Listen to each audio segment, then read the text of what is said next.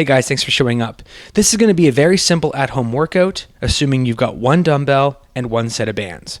Some people will ask me, I don't have a lot of equipment at home, what can I do for an exercise? And it's kind of like saying, you've got one pot and water, what can you cook? Well, your options are limited, but you can still put something together. Here, I want you to start by doing some crawling exercises.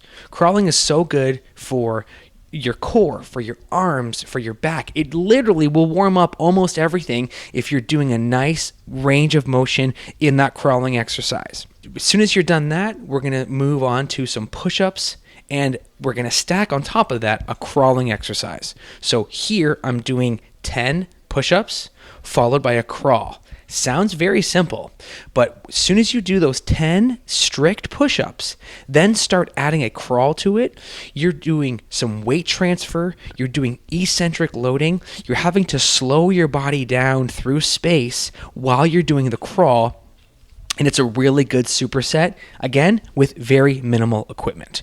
Whenever you're asking yourself for a workout, you want to push something, pull something, do something for your legs, and then do something for your core. If you can sync all those together, now you're on the way to a pretty good workout.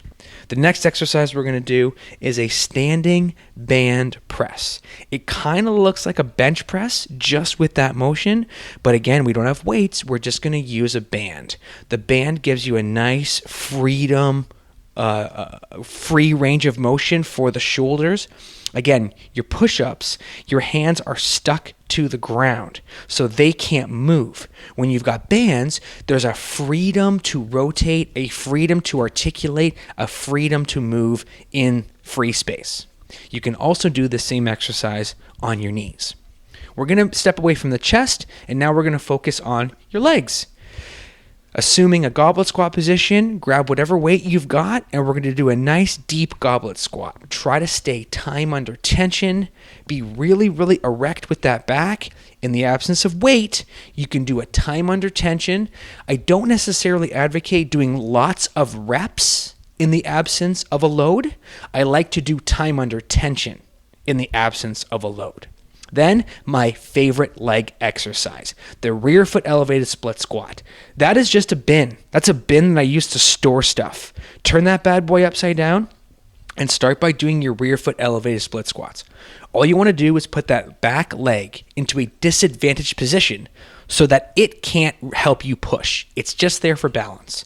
And now, as soon as we're done this set, we're going to just zoom in on that front leg. And I want you to notice how deep a range of motion and how erect the torso is when you do the rear foot elevated split squat. If I just cut your body in half and had your leg go that deep on a squat, you would be very happy with it.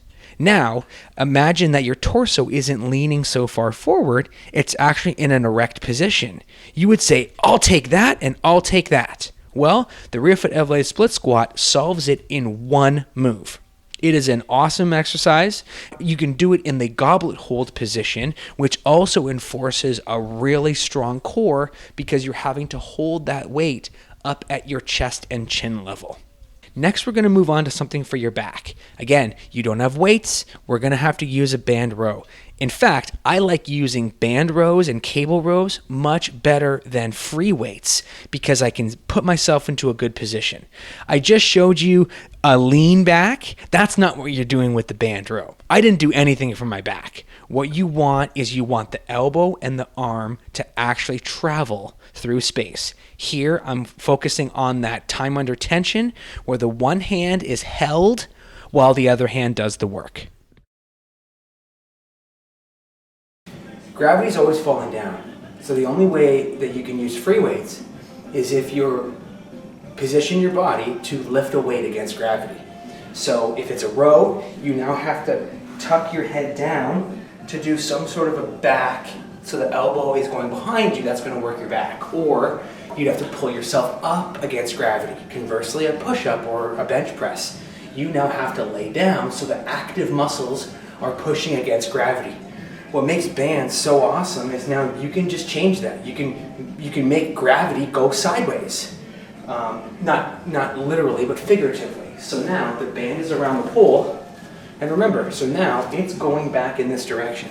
So if you take a single triangle handle and double loop the bands, so now instead of having two handles that I have to be responsible for, they're now dynamically linked to one single handle. And now there's a lot more freedom of movement, okay? So just track which way the resistance is going. In this instance, it's going right back to the pole. So if I want to do a standing core exercise with an upper body dynamic hold, okay, just follow where the resistance is going, and you can make it harder or easier or safer or more dangerous depending on your shoulders. For example, this, in comparison to my shoulder, the band is pulling my shoulder to external rotation.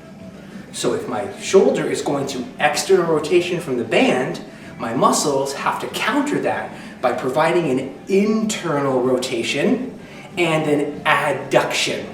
So now you can use that to your advantage. So from here, for example, if I was over here, I wouldn't feel much adduction because the band's already coming back to the middle. But if I stand to this side of the tension, now the band is pulling my shoulder outwards. I have to counter that by having a dynamic contraction to produce internal rotation. And now I can do this. Because the camera's not going to work, I usually do this standing. And remember, the band, if it's tuned well, it's going to be pulling your whole body that way. So you have to produce an entire full body contraction to keep that band from pulling you sideways. It's a fantastic exercise.